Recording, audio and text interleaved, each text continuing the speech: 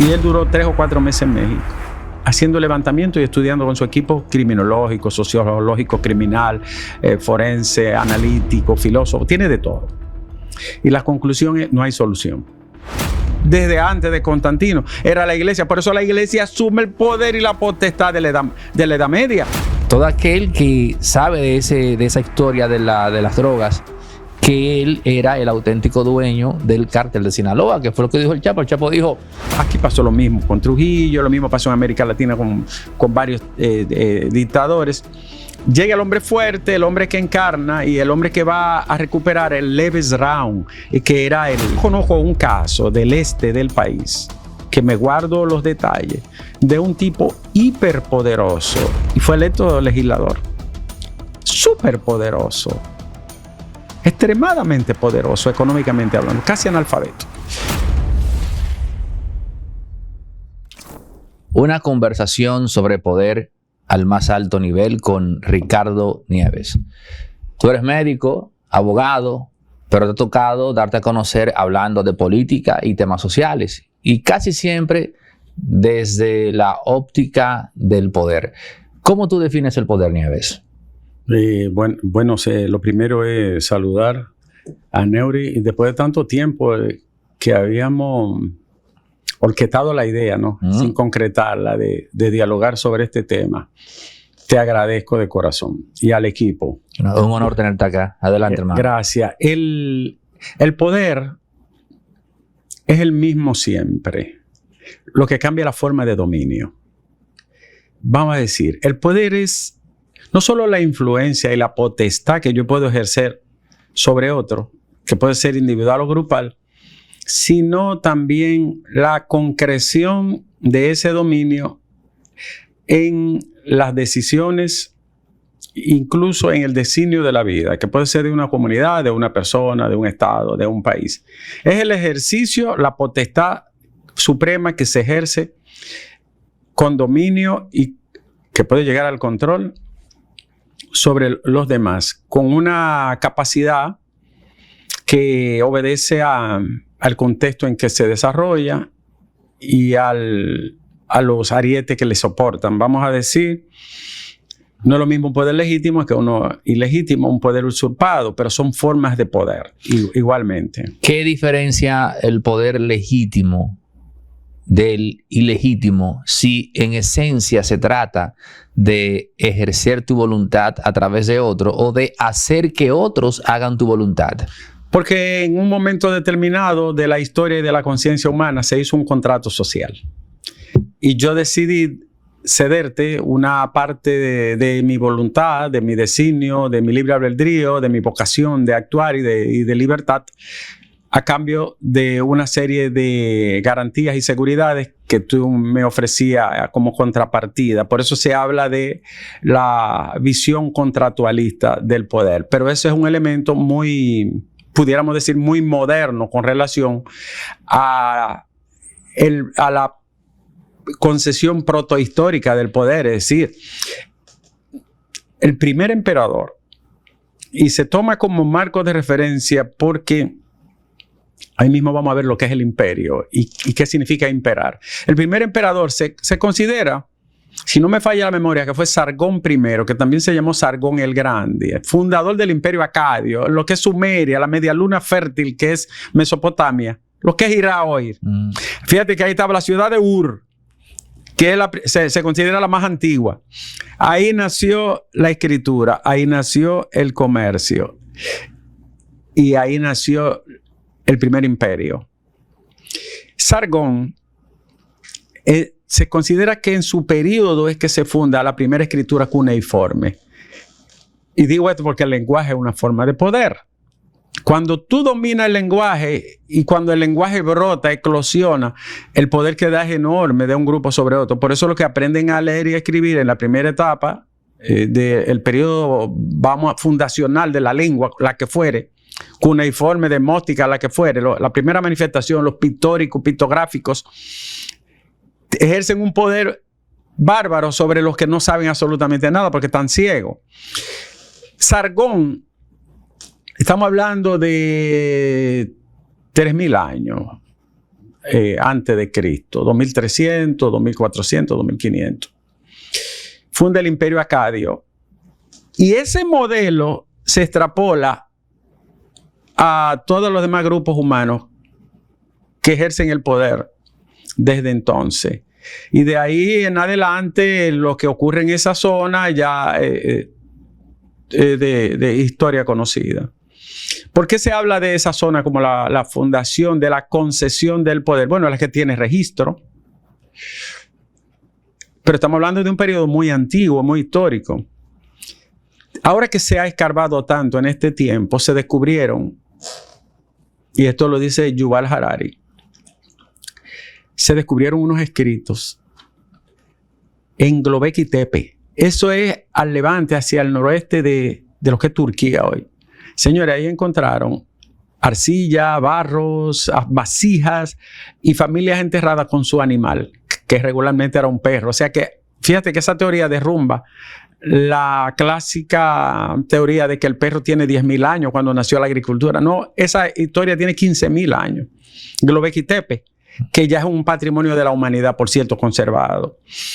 Y ahí están los primeros rastros de las primeras familias en esa parte de Mesopotamia y un poco más hacia el noroeste, la parte de lo que es Turquía hoy. Tanto por la importancia que tiene geográfica, histórica, antropológica, cultural, comercial, y por la ubicación geoestratégica que tiene ese lugar, que lo tuvo siempre. Por ahí nació la filosofía. Ahora, ¿el poder en esencia es bueno, malo, es neutro o está abocado siempre a culminar en cosas abominables? O sea, moralmente, ¿qué perspectiva tú le das al tema del poder? Mira, qué tremenda pregunta. Sería para una tesis doctoral. El tema está, Aneudi, en que el poder no flota en el vacío. Encarna. Alguien lo encarna. Incluso no existe vacío de poder. Cuando se ausenta el poder, vamos a decir el Estado, por ejemplo, alguien llena ese poder. Y hay una tesis muy moderna de una dominicana, por cierto, que se llama estadotropismo, que es que donde el Estado se retira, no aparece, es muy débil o abandona, alguien llena ese vacío del Estado. De ahí que llegan los grupos criminales, de ahí que llegan las capocracias. Exacto, de ahí que vienen las familias, Gambino, Colombo. Alguien llena el espacio de poder que el poder deja disuelto. Ahora, ¿por qué no podemos verlo solo como una abstracción, como un leviatán, como decía Hobbes? Porque el poder se encarna y se ejerce. Y al ser encarnado y ejercido, lo hace un ente. Entonces el poder tiene una concepción teológica, religiosa, histórica, pero sobre todo ontológica, es decir, del ser que lo encarna, lo ejerce y lo aplica.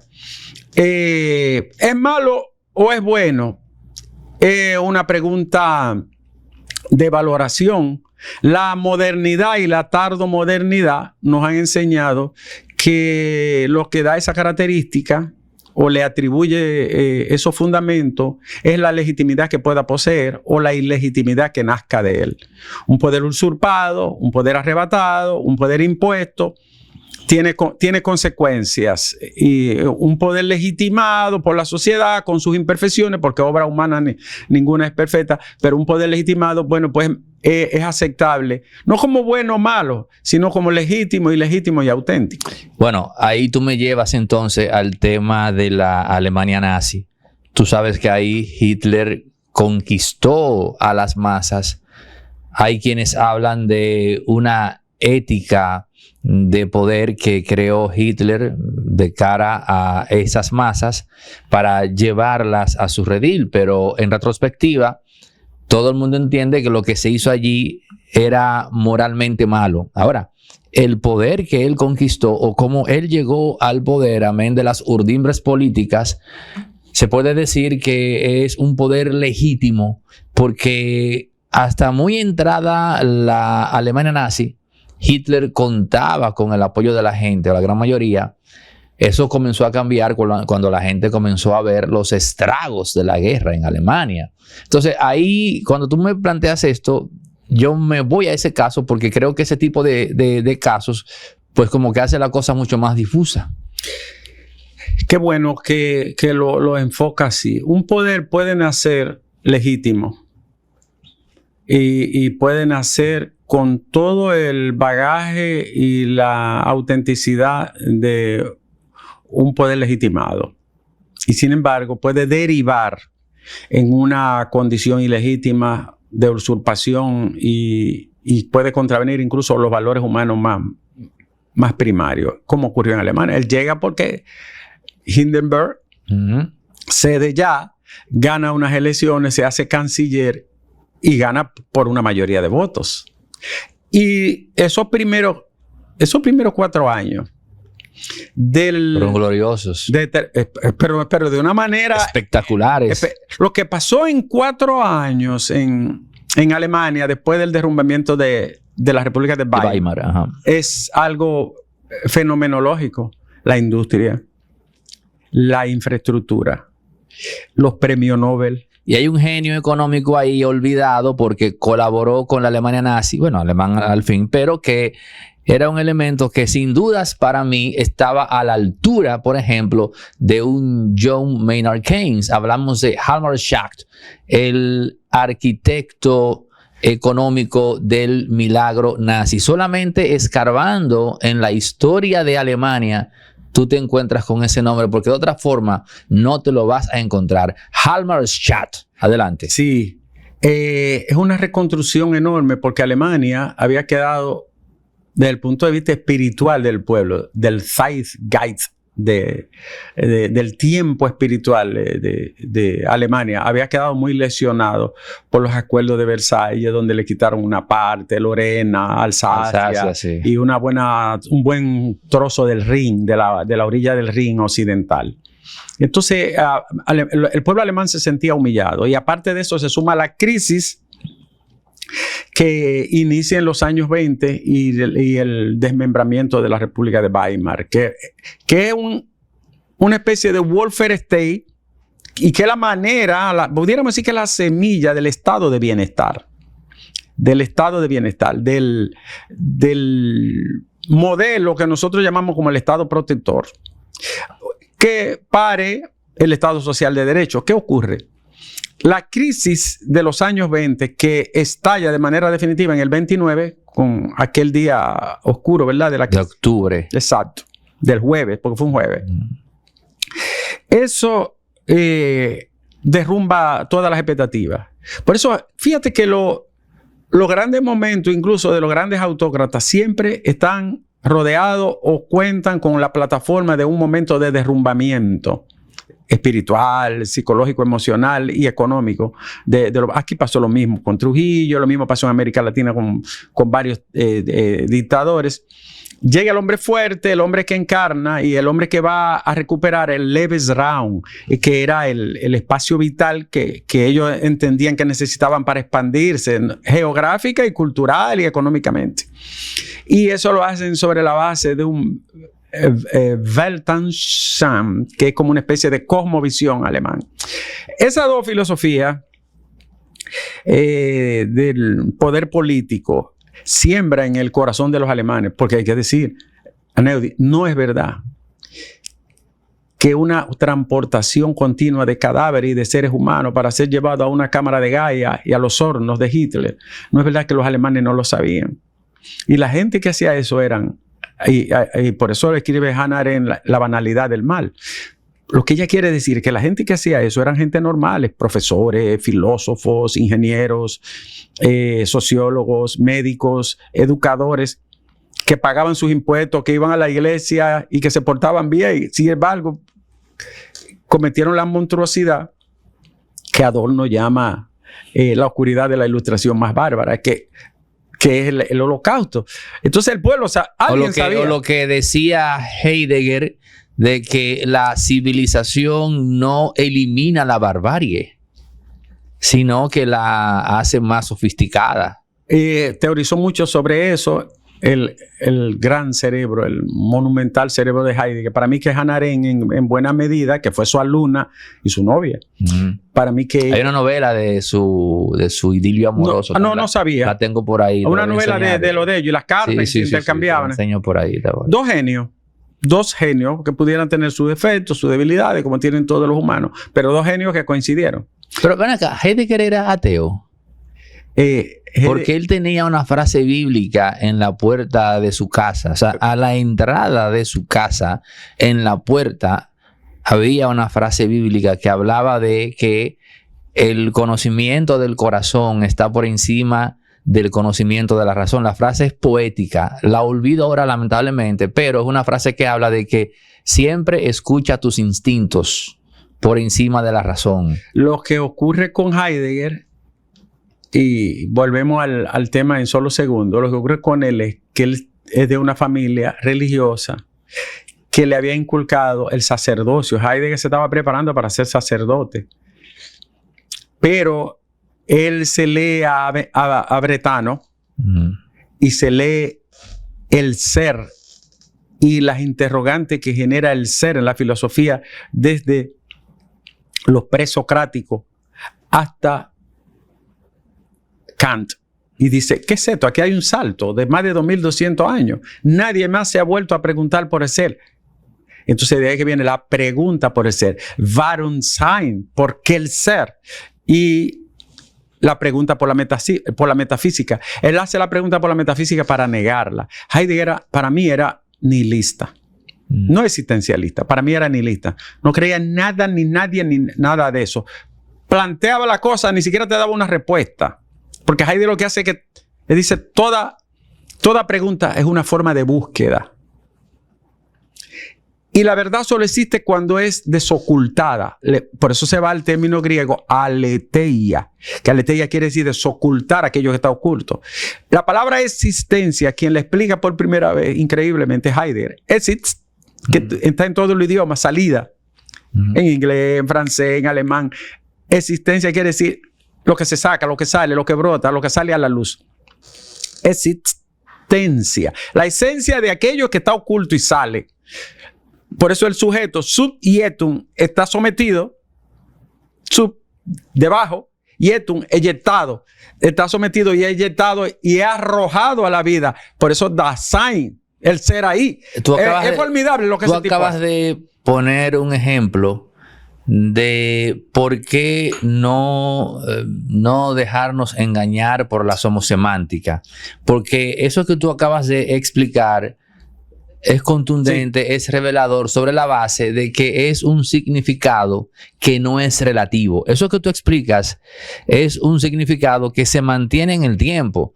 Desde la época presocrática hasta la época posmoderna, el sujeto va a ser eso que tú has definido. La existencia va a seguir siendo eso que tú has definido. Y eso nos lleva entonces a cuando tú citaste a Thomas Hobbes. Tú sabes que Hobbes en el Leviatán hace para mí una definición peligrosa del poder. Porque en el Leviatán él define precisamente a ese Leviatán como el ente que crea el bien y el mal. El bien y el mal solo tiene sentido a través del Leviatán, porque es el Leviatán que lo define. Pero eso es para mí un derrotero. Eso es un salto al vacío. Porque yo digo, no, el bien y el mal existe independientemente de la existencia de los estados. No es verdad que es el poder político el que define lo que es bueno y es malo. Si la raza humana cree a ciegas que es a través de la política, a través del ejercicio del Leviatán que se define lo bueno y lo malo, entonces siempre seremos prisioneros del criterio de un grupito, porque ese Leviatán lo encarna o le da vida a un gobierno, como sea. Y un gobierno no es más que un grupo de seres humanos decidiendo para todos.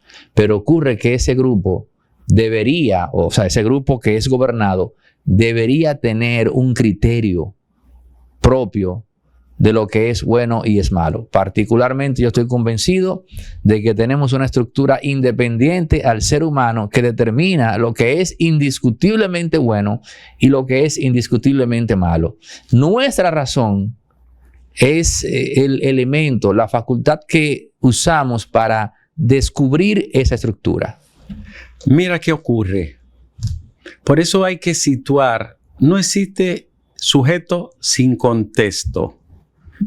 Y no existe historia sin ninguno de ellos dos. Por eso hay que ver cada cosa en el contexto, en el tiempo y en las circunstancias que acontecen. Heidegger le llama el horizonte de aconteceres. Que quiere decir que en un periodo determinado hay una serie de valores, de circunstancias, muchas de ellas que son propias de ese instante, de ese momento de la historia, de la humanidad. Cuando se escribe el Leviatán, lo que él está tratando de dar una respuesta es a un periodo de 100 años consecutivos de guerra. Recuerda, ¿verdad? La guerra de los 100 años. Eso no tuvo fin.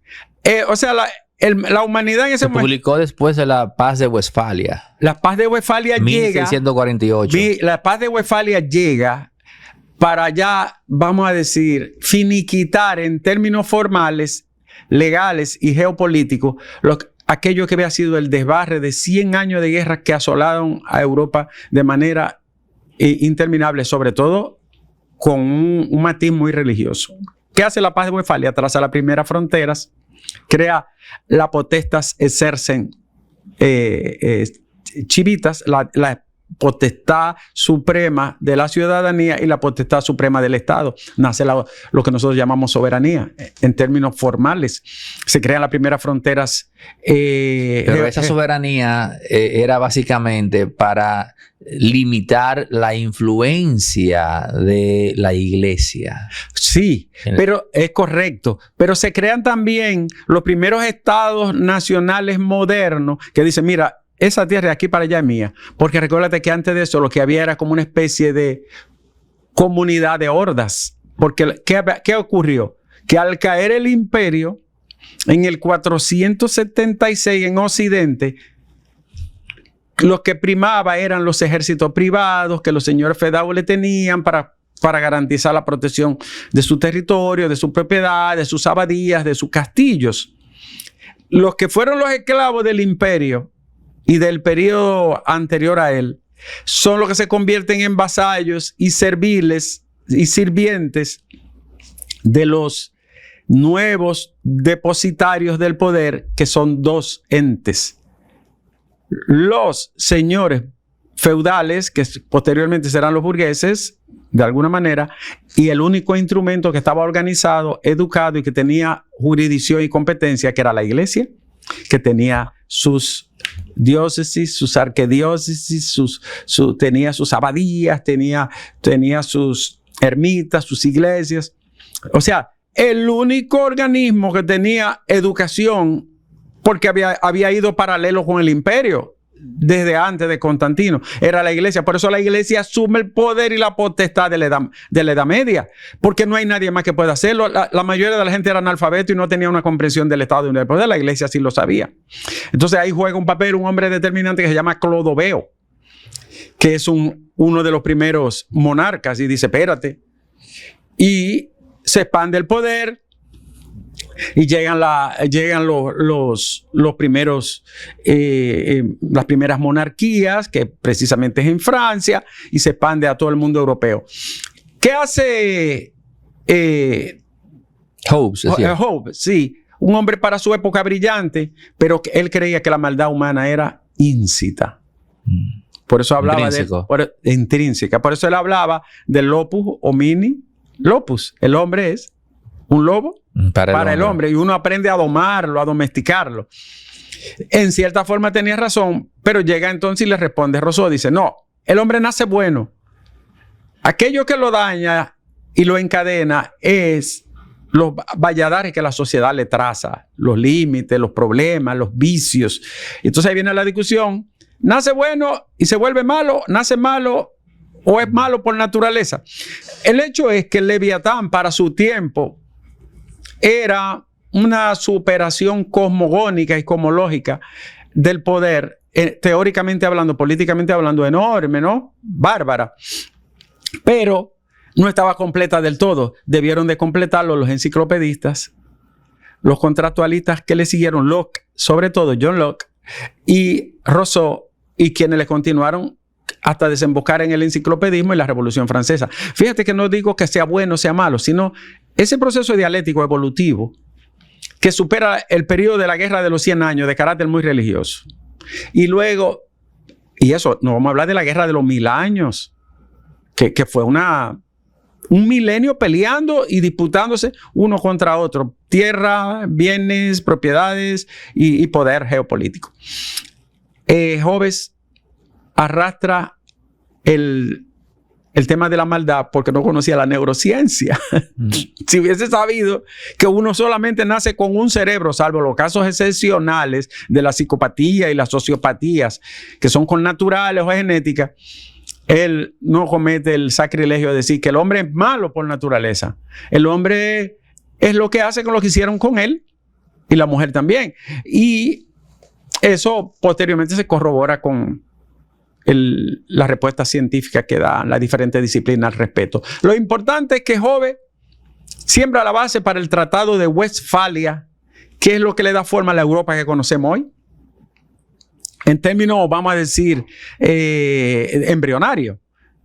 Esas fronteras casi no cambiaron, salvo lo que hizo la Primera Guerra Mundial y la Segunda Guerra Mundial. Pero eso fue lo mismo, porque Europa es un continente cultural más que geográfico. ¿Sabes que hay una definición de poder que cuando la leí me pareció muy sustanciosa y fue la que dio Oswald Spengler en Men in Technic, cuando él definía que el poder es el pulso básico del ser humano? O sea, todos tenemos o debemos tener ese pulso dentro de nosotros porque es lo que lleva a cada individuo a ejecutar sus acciones. O sea, lo que hace que un ser humano ejecute algo es ese pulso, esa pulsión básica de poder. Todos tenemos una especie como de rango de acción o esfera que va en la medida de hasta qué punto uno dimensiona eso, porque habrá gente que se sentirá satisfecha consigo mismo con sencillamente sentirse el padre de familia. Habrá gente que se sentirá satisfecha con que simplemente en su lugar de trabajo se le respete. Pero habrá otros que se sentirán satisfechos, pues caramba, con el hecho de que cada vez que llegue a un lugar se haga notar su presencia. Y a partir de ahí, pues ya los activistas y los aspirantes a ser senadores, diputados y presidentes. Pero la idea de que el poder es consustancial a todo ser humano y de que lo que nos mueve es el pulso de poder. O sea, un pulso pero para hacer todo lo que hacemos en nuestra vida diaria, me parece reveladora. Ya entraste en un horizonte, en una dimensión transdisciplinaria, donde no compete solo a la disciplina de la historia y de la ciencia política, sino nuevas competencias cognitivas tienen que explicar esto que tú acabas de decir. Yo estaba leyendo a mí me encantan las cartas de Bolívar. Yo no sé cómo un ser humano podía hacer tantas cosas al mismo tiempo. Ese sí era un multitasking de verdad. Bolívar, en medio de una guerra, editaba 1, 2, 3 cartas. En francés, en inglés, en español. A un general, a un amigo. A veces incluso en momentos que creía que estaba todo perdido, o por lo menos que veía la adversidad muy grande, mandaba una carta. Yo estaba leyendo una carta de Bolívar, no recuerdo a cuál de sus generales.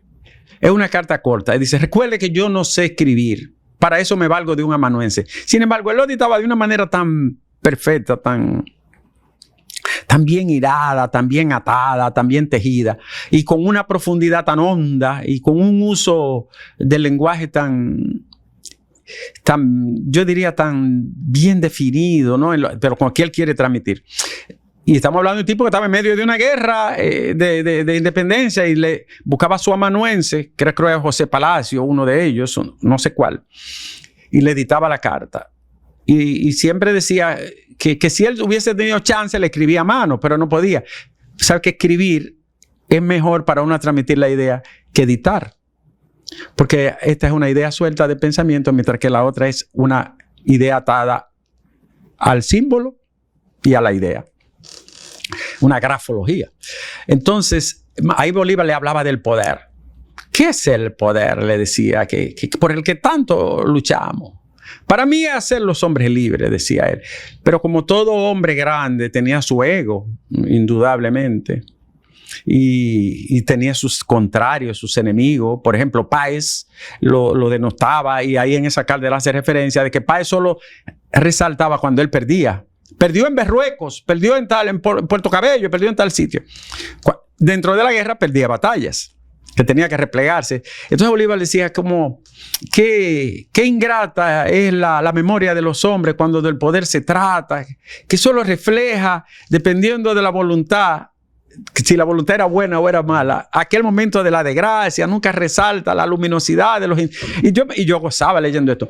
Para mí el poder en Occidente nace, nosotros somos un producto griego, romano y judeocristiano, en Occidente.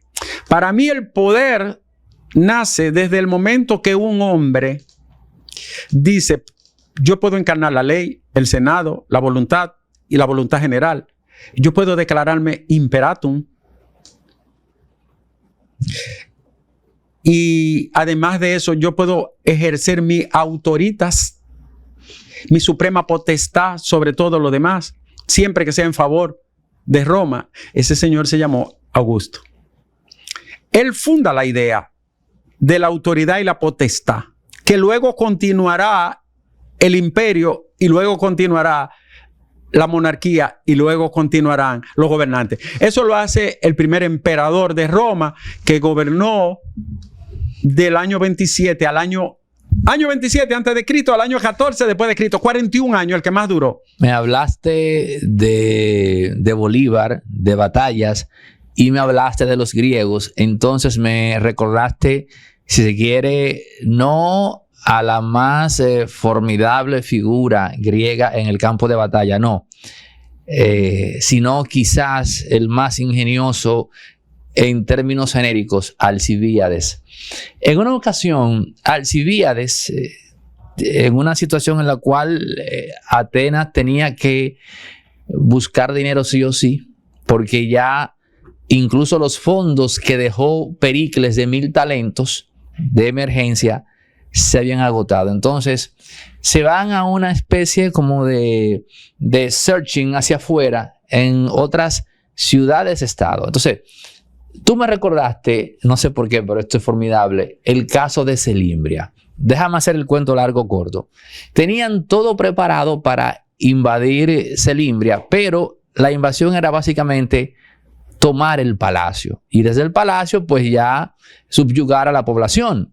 Y para ello Alcibíades tenía una tropa pequeña, tenía complotados internamente, pero la antorcha que era la señal de la ocupación de la entrada se apagó antes de tiempo. Ay, ay, ay. ¿Qué pasa?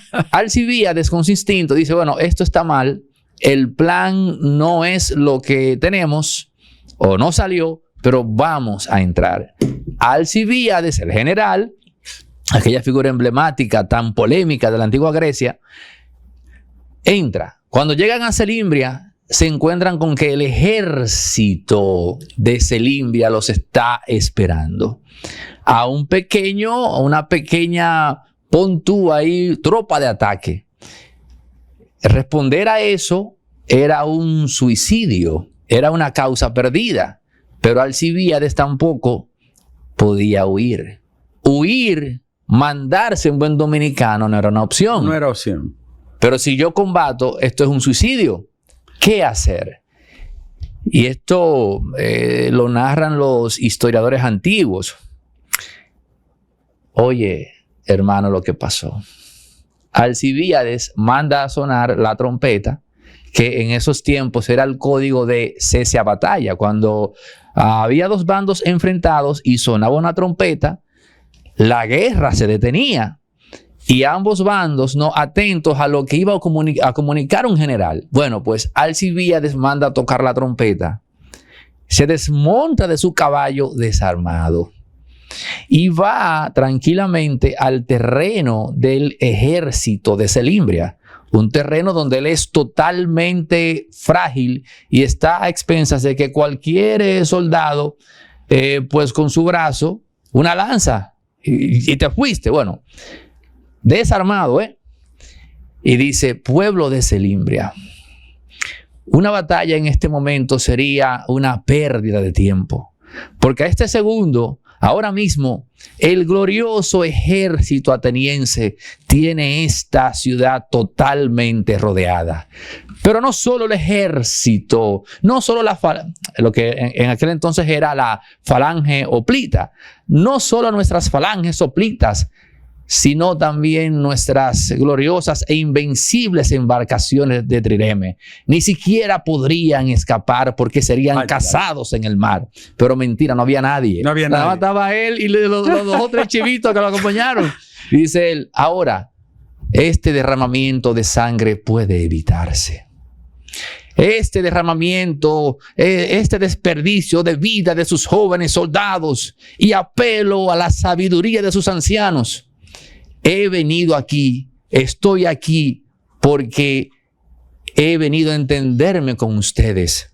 Wow. En vez de una innecesaria batalla, les ofrezco la oportunidad de ser aliados. ¿Los convenció? ¿Sabe que yo leí una biografía de él? Se considera el primer gran genio militar.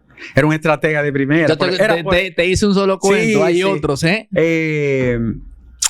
Bolívar en la campaña de independencia en Ayacucho, en un lago, un hombre ya tuberculoso, se metió en un lago helado con un pequeño grupo que le quedaba, rodeado por completo de las tropas españolas.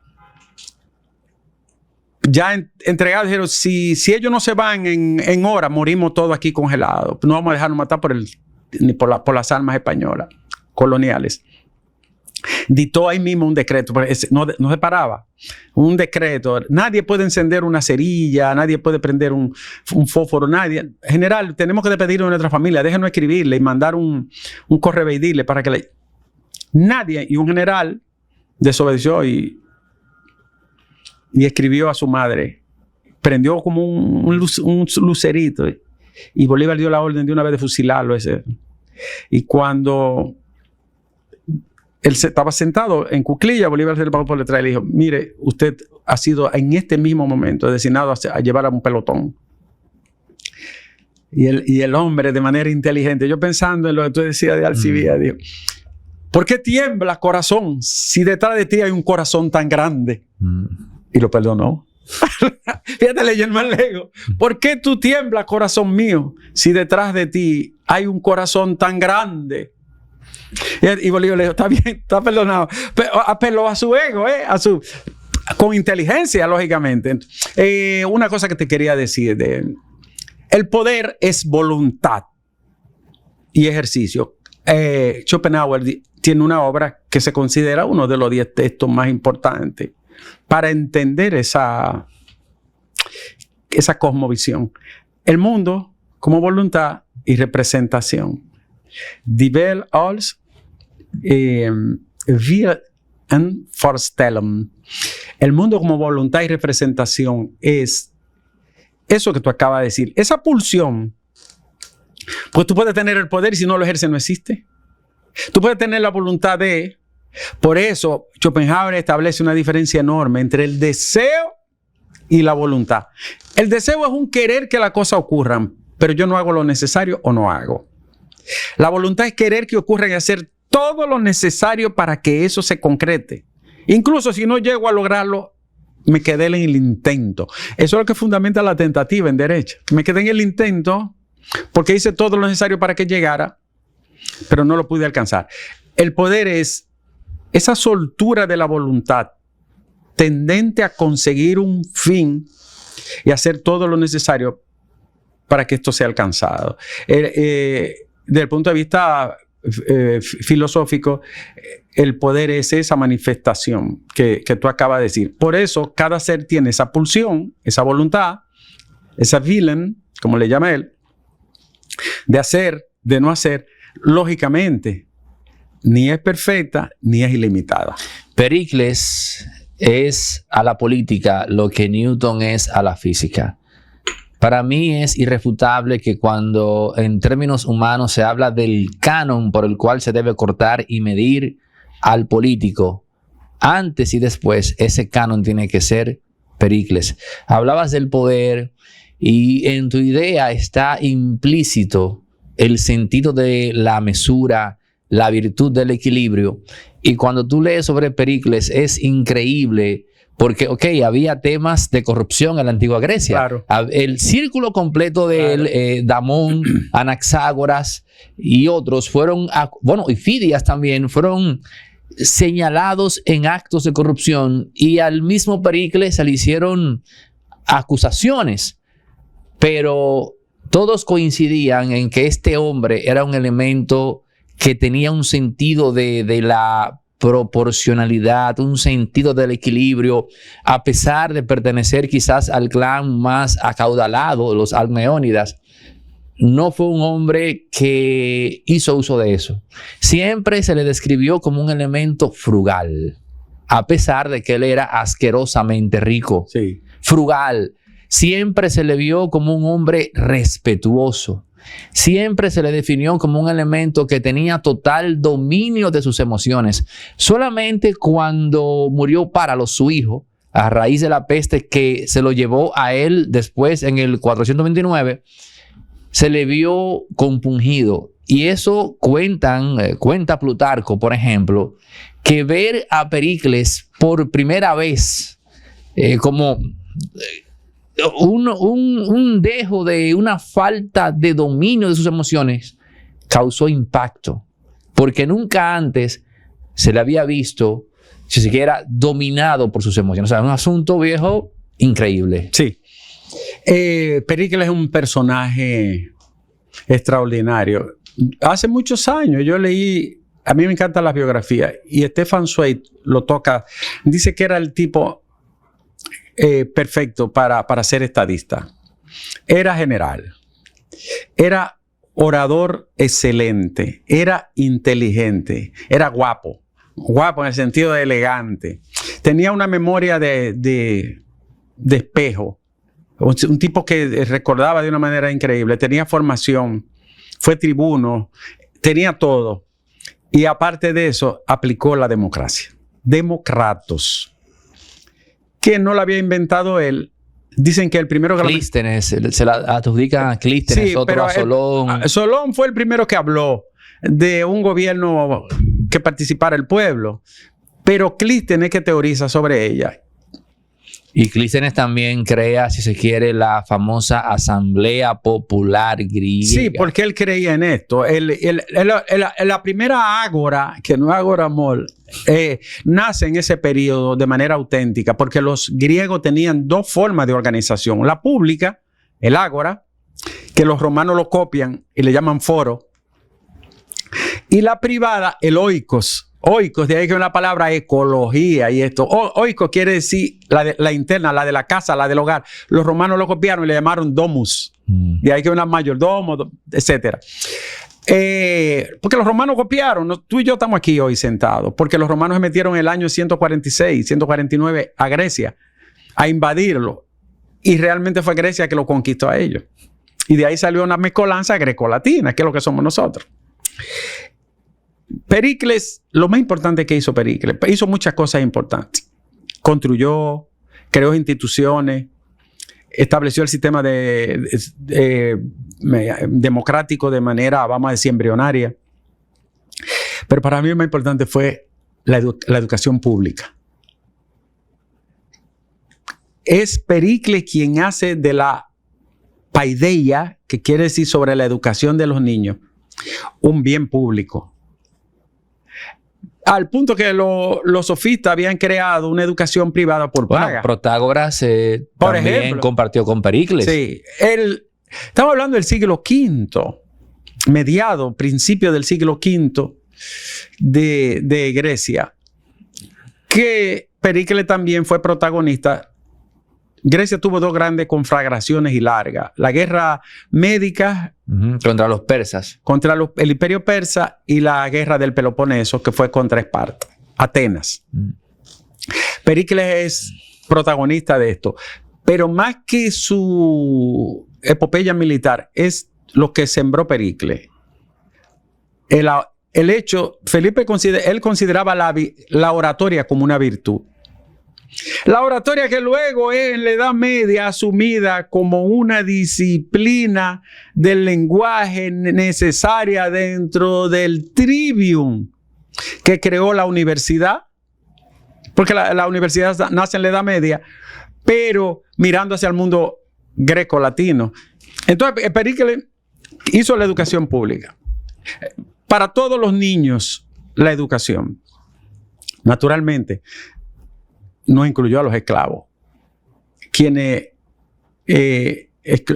incluyeron a los esclavos fueron los de la escuela estoica y los epicúreos, que le daban clases escondidos a esclavos y a mujeres. Estaba prohibido.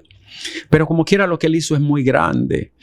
Creó la paideia y la educación y fundó la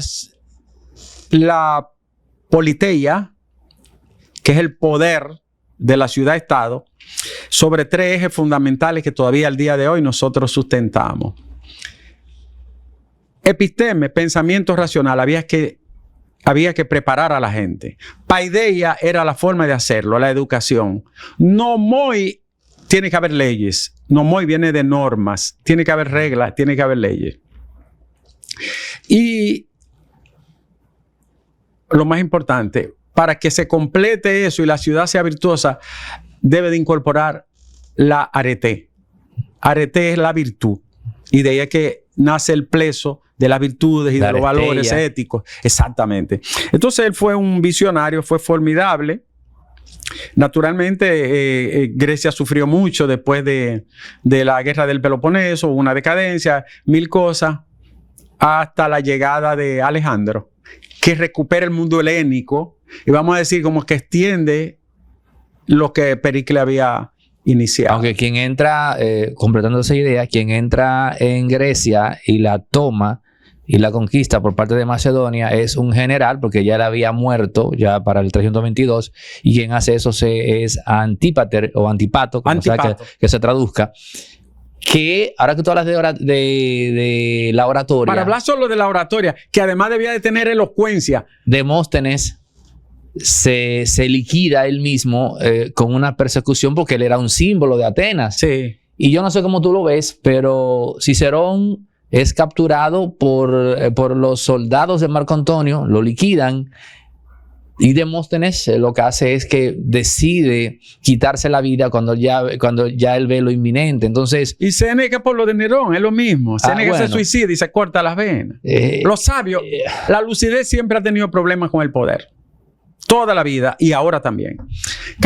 Hay que pagar un precio por la lucidez. Boecio es un hombre clave. Fue el último antiguo y el primer medieval. Así le llaman. Boecio fue un tipo genial. Fue uno de los fundadores del concepto universidad. Y Boecio también decapitado. El poder siempre tiene que... la lucidez siempre paga el poder. ¿Recuerda lo que dice la Biblia? Adquieres conocimiento, adquieres sufrimiento, por sintetizarlo. Sí, y lo que dice el principio persa, la vida es una comedia para los que sienten, pero una tragedia para los que piensan. Y es verdad, eso parece una norma. Siempre los intelectuales, la gente lúcida, el pensamiento inteligente que rompe. No, ¿qué le pasó a Spinoza? Yo creo que Spinoza es uno de los ejemplos más clásicos de un hombre que disiente y piensa diferente, que es brillante, que es inteligentísimo, y la vida le cobra de una manera carísima. O lo que le pasó a Miguel Servet, que lo llevaron vivo a la hoguera. El hombre que describió la circulación pulmonar y además era teólogo. Giordano Bruno también. O Giordano Bruno, o Savonarola, etcétera. Ahora, yéndonos al plano local, la situación del poder político en República Dominicana, cuando a este segundo parece que depende de la capocracia. Ahí lo que está circulando ahora, por ejemplo, es que supuestamente hay un listado de personas dominicanas, presumiblemente políticos, que estaban en la nómina del cartel de Sinaloa, y esto se desprende de lo que acaba de hacer el más importante capo de todos los tiempos, el señor El Mayo, que yo no sé si tú sabes que como parte de su negociación colocó sobre la mesa 15,000 millones de dólares él al gobierno norteamericano para que no le apliquen la pena de muerte. Y este hombre, bueno, y se declaró lo que todo el mundo, bueno, todo aquel que sabe de esa historia de las drogas, que él era el auténtico dueño del cártel de Sinaloa, que fue lo que dijo el Chapo. El Chapo dijo: ustedes me están acusando a mí de ser el dueño de ese cartel. Dijo el Chapo en su juicio. Y eso es mentira. Yo no soy el dueño. Yo soy un ejecutor de Ismael Zambada. Finalmente, cuando capturan al Chapo, el Chapo salta con esto, que era lo que se sabía, van por El Mayo, y ya tú sabes cómo cayó, y este hombre ha colocado 15,000 millones de dólares sobre la mesa, y también toda una cadena de delaciones en toda América Latina. Y supuestamente ahí también está República Dominicana, con no menos de 200 personas. No, yo no sé hasta dónde puede ser, no me sorprendería, pero yo te digo algo. El tema de la droga, de la sustancia prohibida y del negocio que genera es tautológico, ¿no? Es como un retruécano, de atrás para adelante y de adelante para atrás. Yo te voy a hacer una pregunta sencilla, y perdona que tú eres el entrevistador. ¿Tú crees que el consumo de sustancia psicoactiva ha bajado en Estados Unidos después de estar metido en el Caribe, en unos barcos y una cosa? La respuesta sería no. ¿Y cómo entra? Es una sociedad totalmente... ¿Cómo entra? ¿Quién la distribuye? ¿Cómo la llevan? ¿Cómo la reparten? ¿Cómo pasa las aduanas, los puertos, la frontera? ¿Cómo se lava ese dinero y dónde va ese dinero? O sea, yo tengo como una duda siempre existencial con el tema de la droga. Pero te voy a decir lo siguiente. Los mismos Estados Unidos han cuantificado que ese negocio mueve 700,000 millones de dólares al año. ¿Y dónde corre ese dinero? ¿Qué mueve? ¿Cómo los negocios tapadera pueden legitimarlo, limpiarlo? Me resulta muy extraño. Otra cosa, nunca he visto dentro del territorio norteamericano agarrar un gran capo o un gran distribuidor o un gran transportador. Nunca. Entonces yo tengo como unas dudas muy puntuales sobre esto. El otro aspecto es, el gran proveedor es la frontera con México. México tiene 9 carteles, que son 9, vamos a decir, conocidos y muy de nombradía. Y hay unos 9 o 10 estados que están bajo la influencia de esos grupos criminales. Al punto que hay estudios que se han hecho, ya yo lo he mencionado antes, yo tengo el estudio y tengo el libro de Roberto Scarpinato, la persona que más sabe de mafia y de crimen organizado en el planeta. No sé si está vivo ya. Italiano. Acabó con la mafia de Palermo y una parte de Sicilia. El gobierno mexicano lo contrató. Y él duró 3 o 4 meses en México, haciendo levantamiento y estudiando con su equipo criminológico, sociológico, criminal, forense, analítico, filósofo. Tiene de todo. Y la conclusión es, no hay solución. ¿Por qué no hay solución? Bueno, porque esto se comporta como un mercado y la demanda es enorme, imparable y cada vez se agranda más. Ahora se le ha sumado a Europa. Europa superó a Estados Unidos en consumo, ya lo sabía, ¿no? No tenía ese dato. Lo superó. Incluso explorando nuevas sustancias, algunas de ellas muy fatídicas, como la que termina en hilo, que son demenciales, bestiales. Yo tengo mis dudas sobre esto. Otra cosa, tú sabías, yo tengo una autora que la he leído mucho, ella tuvo que exilarse, irse del país, Estados Unidos la cogió y la protegió, Lidia Cacho, una periodista excelente. Ella fue una vez agarrada por un cartel. Y el presidente de entonces llamó y se comunicó con el Estado y buscó un mediador para que hablara con esos grupos. Y Lidia se le salvó la vida. Hay enlaces. Me luce algo muy complejo, ¿no? E incluso hay cosas que uno no domina. Nuestro país tiene una virtud y una desgracia. Estamos en el corazón del Caribe, puerta de Europa, puerta de Estados Unidos, 300, 400 kilómetros de Puerto Rico, cerca de la costa sur de América, de Colombia y de Venezuela. Bien comunicado y las aguas son profundas. Nosotros nos prestamos mucho con debilidad institucional, gobiernos corruptos, y sin capacidad para afrontar un desafío de defensa y seguridad nacional tan vasto como es este, ¿no? Entonces, nuestro país es muy proclive a que este tipo de cosas puedan ocurrir.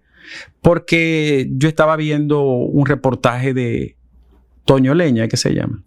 Es uno local, ese es del patio. Local, pero este era el enganche entre, supuestamente, la cabeza de la cuestión esta del sol, el cono caribeño y las fronteras marítimas de América del Sur.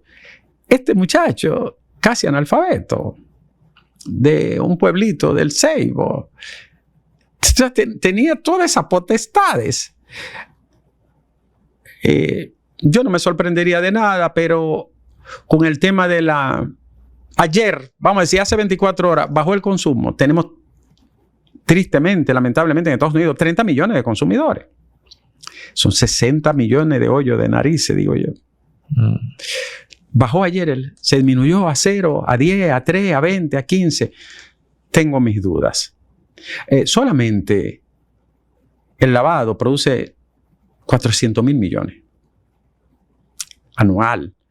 Solamente una rama, esto lo leí yo en Los Señores de la Sombra, la que termina en INA, que empieza con H, produce de ganancia, según lo ha estipulado Levin, el genio, el que más sabe de droga, un judío que dirigió las agencias, ¿no? de inteligencia frente a esto. No sé si es David Levin. Dice que solamente esa sola genera 50,000 millones. Estamos hablando de algo que está más allá de unos pueblitos caribeños, analfabetos y cosas así, ¿no? Bueno, ¿puede ganar un candidato local sin el apoyo económico de la capocracia, llamémosle así? ¿O puede, por ejemplo, un candidato emergente que vaya subiendo, pero que no cuente con ese apoyo, digamos, ¿no? Sí. Enfrentarse a un candidato que sí tenga ese backup económico? Imagina esa situación. Sí, mira, aquí hay dos, lo que se llaman realidades sentadas. Lo primero es que la partidocracia aquí es fuerte por los elementos que la nutren: la corrupción, el clientelismo y el populismo. O sea, aquí hay una cantera de 4 millones de seres humanos asistidos por el Estado desde hace 2 décadas. Esos 4 millones de seres humanos no son solamente asistidos, son instrumentos voto también, una buena parte de ellos. Lo otro es la nómina del Estado. Nosotros tenemos nómina macrosómica. Aneudi, Chile tenía en el 2016-17 4.500 empleados en el Ministerio de Agricultura y nosotros teníamos en ese momento 14.000. ¿Tú estás entendiendo?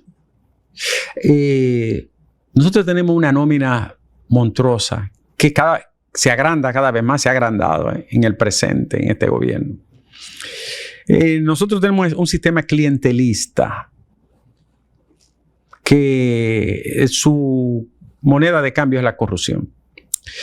Es muy difícil que un proyecto independiente en un país conservador con mucha ignorancia política, nosotros tenemos un atraso político cerval en las mediciones que se hacen: Honduras, República Dominicana, Guatemala, Nicaragua, estamos entre los más atrasados, excluyendo Haití. Es muy difícil construir una propuesta alternativa, hablando en términos muy concienzudos, que pueda afrontar eso, más lo que tú señalas, la inyección que el narco puede hacer, como se ha demostrado, que se han metido y bueno, tenemos un diputado que fue agarrado en territorio norteamericano con muchísimo dinero, muchísimo bienes en Santiago, el del PRM, Y así hay otros. Yo conozco un caso del este del país, que me guardo los detalles, de un tipo hiperpoderoso y fue electo legislador. Superpoderoso. Extremadamente poderoso económicamente hablando, casi analfabeto. Es una persona que si tiene que comprar los votos uno a uno, lo va a hacer. Y nutre al partido al que pertenece. Es muy complejo el tema, pero no es imposible. Porque también en política existe el cansancio y también la fatiga extrema. Aquí se abusa mucho. Se abusa del ciudadano, de los valores democráticos, de la transparencia. Se abusa de manera inmisericordia. Nosotros deberíamos estar en una posición muy superior, humanamente hablando, en términos de desarrollo a lo que tenemos hoy.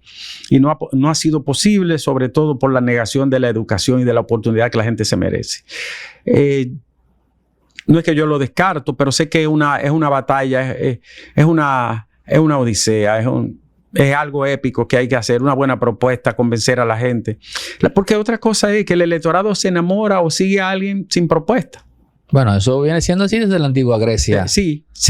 Por el tema del carisma, ¿no? Y de la elocuencia que debe de llevar la oratoria. Pero hay gente que ni habla y cae bien. ¿Te has dado cuenta de eso? También. Que cae bien. En un modelo así es difícil ensamblar una propuesta que crea una ruptura con este régimen viejo, cansado, mañoso, que yo, por cierto, detesto, ¿no? Pero no, creo que siempre hay una oportunidad. Como decía Foucault, siempre hay una... Foucault. Siempre hay una idea clave. Lo que pasa es que no la hemos pensado. Ok. Bueno, señores, gracias a Ricardo Nieves y a ustedes por llegar a la parte final de esta conversación, hablando, si se quiere, extendido y profundo sobre el tema del poder y culminando en República Dominicana. Gracias, Ricardo. Y a ustedes, los que nos han suscrito, háganlo ahora, activen la campana, comenten, compartan, den like. Empieza el próximo. Sigue creciendo la familia de productores de contenido que graban acá en los estudios de Resorte Media. Ahora también tenemos a la doctora Lipni Valenzuela, que viene con sus crónicas de salud acá en los estudios de Resorte Media todos los días, y tú puedes seguir su contenido también, desde luego, en YouTube, colocando Crónicas de Salud en el buscador. Así que damos la bienvenida a esta parrilla de productores, a Lipni Valenzuela, médico, con sus crónicas de salud. Así que ustedes tendrán una nueva razón cada día para estar pendientes a Crónicas de Salud, porque me cuentan que es un capítulo nuevo por día. Señores, recuerden que Resorte Media tiene estudios inmensos con capacidad de 4 a 6 personas, con tomas en movimiento. Así que emprendedores, estudiantes universitarios, empresas, todo aquel que esté ubicando, ¿no?, un setting de estudio para hacer podcast bien ubicado, estratégicamente ubicado en Bellavista, casi llegando a la Núñez de Cáceres. Aquí puede encontrar esos estudios. Figuras como Noel de la Rosa, Eladio Hernández, La Quinta Pata, Anro Rivas, un servidor. Grabamos acá en los estudios de Resorte Media, donde se está gestando la comunidad de influencers o comentaristas, analistas locales e internacionales. Están saliendo de acá, de estos estudios. Remberto Pichardo, no se me podía quedar, Remberto, el buen amigo Remberto Pichardo, todos grabando acá en los estudios de Resorte Media. En el número que ves en pantalla ahora mismo puedes escribir y apartar tu cita para que vengas a conocer los estudios y los planes que tenemos de renta y alquiler de espacios desde 30 minutos en adelante, con capacidad para 4 o 6 personas. Tomas en movimiento y laborando desde las 7 hasta las 11 de la noche. Resort